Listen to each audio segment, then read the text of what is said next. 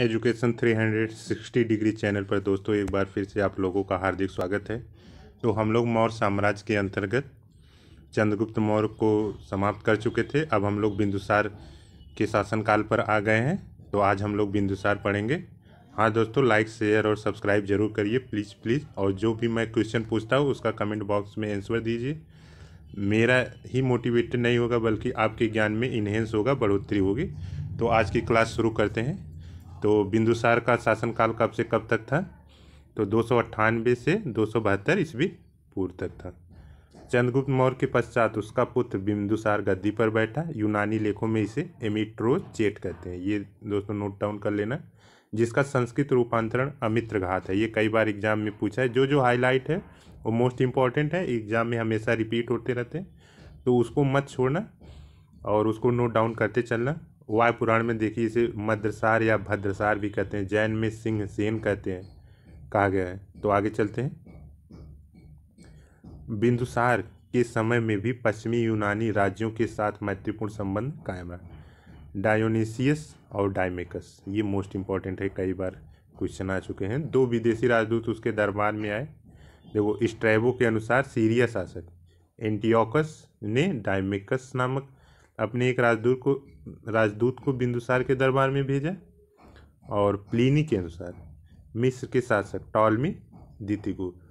दोस्तों जो भी हाईलाइट किए हैं उसको जरूर नोट डाउन करना है। ऐसे कंटेंट, ऐसे चीज़ें नहीं मिलेंगी, इतना आपसे मतलब ये दावा है कि जो भी कंटेंट यहाँ पे दिए हैं वो कहीं नहीं मिलेगा। और 100% आने की संभावना, अगर हिस्ट्री में आपकी मौर्य साम्राज्य से आता है तो इससे बाहर कुछ भी नहीं आएगा। बाकी आप लोग खुद समझदार हैं। तो आगे चलते हैं और देख प्लिनी के अनुसार मिस्र के शासक टालमी द्वितीय डायोनिसियस नामक एक राजदूत मौर्य के राज दरबार में भेजे। और एथेनियस नामक एक अन्य यूनानी लेखक ने बिंदुसार तथा सीरिया के शासक एंटियोकस प्रथम के बीच महत्वपूर्ण पत्र व्यवहार का विवरण दिया गया, जिससे भारतीय शासक ने 3 वस्तुओं की मांग की। पहला था मीठी मदिरा, दूसरा था सूखी अंजीर, तीसरा था एक दार्शनिक। देखिए, एक आप लोग कंपेयर कर सकते हैं कि आजकल जैसे हमारी भी विदेश नीति शुरू से, एक हमें बेस यहाँ से मिलता है, शुरू से ही लगभग ऐसी ही थी। लेकिन वो महत्वपूर्ण ये हो जाता है कि आज के युग में हर चीज़ें बदल चुकी हैं, तो उसके साथ साथ उसका जो है अप्रोच बदल चुका है विदेश नीति का। और यहाँ भी देखिए कैसे भारत के जो मौर्य साम्राज्य है उसका दूसरे देशों के साथ मतलब एक तरह से ये विदेश नीति है। तो इसको बेस बना के आप किसी भी चीज़ को जोड़ के पढ़ सकते हैं, ये मोस्ट इम्पोर्टेंट। तो आगे चलते हैं, हम लोग देख रहे हैं। सीरिया सम्राट ने प्रथम 2 मीठी मदिरा तथा सूखे अंजीर की वस्तु भिजवा दी, परंतु तीसरी वस्तु अर्थात दार्शनिक के संबंध में यह कहला भेजा कि यूनानी कानून के अनुसार दार्शनिकों का विक्रय नहीं किया जा सकता। कितनी इंपॉर्टेंट बात। अब दोस्तों मैंने पहले भी, अब यहाँ पर आ गए हैं, पहले भी एक क्वेश्चन पूछा था कि दिव्यावदान किस धर्म से संबंधित है, और इससे संबंधित उस धर्म के 2 और महाकाव्य हैं, ग्रंथ है, समझिए, दीपवंश और महावंश। वो भी साथ में बताइए, ये कमेंट बॉक्स में जरूर लिखिए कि वो भी 2 दीपवंश और महावंश और दिव्यदान किस धर्म से संबंधित है। तो आप लोगों को ये बताना है और इससे आपके नॉलेज का पता चले। तो आगे चलते हैं हम लोग। दिव्यावदान के अनुसार बिंदुसार के समय तक्षशिला प्रांत में 2 विद्रोह हुए, जिसका दमन करने के लिए पहली बार अशोक को आप लोग आगे पढ़े हैं और जानते भी होंगे कितना महान शासक हुआ। तो हम लोग आगे पढ़ेंगे। अशोक को तथा दूसरी बार सुसीम को भेजा।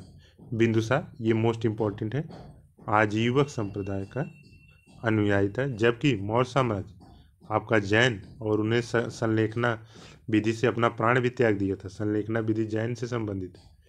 तो ये चीज़ें आप लोग को एकदम ध्यान में रहनी चाहिए, कौन सा शासक की धर्म को बढ़ावा देता था।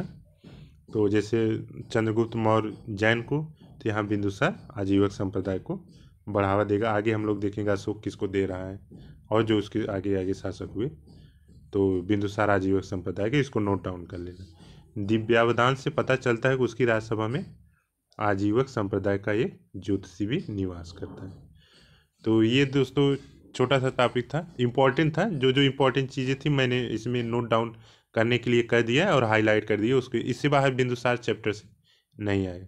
और मौर्य साम्राज्य के अंतर्गत जितने भी शासक हैं उसका जो भी हमने कंटेंट बनाया है, एक भी क्वेश्चन दावा के साथ है कि कहीं से बाहर नहीं आएगा, चाहे टीजीटी हो, पीजीटी हो, आईएएस हो, पीसीएस हो, कहीं भी। और आप मिला सकते हैं, उसको देख सकते हैं जो प्रीवियस क्वेश्चन आए हैं प्रीवियस पेपर में, तो आप खुद मिला सकते हैं। तो दोस्तों लाइक शेयर और सब्सक्राइब जरूर करिए। Thank you so much.